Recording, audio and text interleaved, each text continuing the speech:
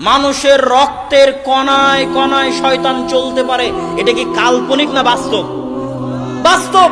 আপনার রক্তের কণায় কণায় শয়তান চলতে পারে।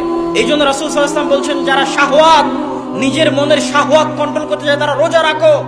রোজা রাখলে খাবার কম হয়, খাবার কম হলে রক্ত কণিকা ছোট হয়ে যায়, রক্ত কণিকা ছোট হয়ে যাওয়ার জন্য শয়তান ঢুকতে পারে না রক্ত কণিকার মধ্যে। এই জন্য সিয়াম রাখো, রোজা রাখো, যাতে শয়তানে তোমার রক্ত কণিকার মধ্যে ঢুকতে না পারে। বেশি করে খাবা, পেট পূর্ণ করে খাবা, প্রত্যেকটা রক্তের কণায় কণায় বেশি করে শয়তান ঢুকবে, আর বেশি করে অলসতা কাজ করবে, বেশি করে গুনাহের কাজে লিপ্ত হবা। সিয়াম থাকো, না খেয়ে থাকো, রক্ত কণিকা বন্ধ হয়ে যাবে শয়তানের জন্য। এগুলো কাল্পনিক কথা না, এগুলো বাস্তব কথা।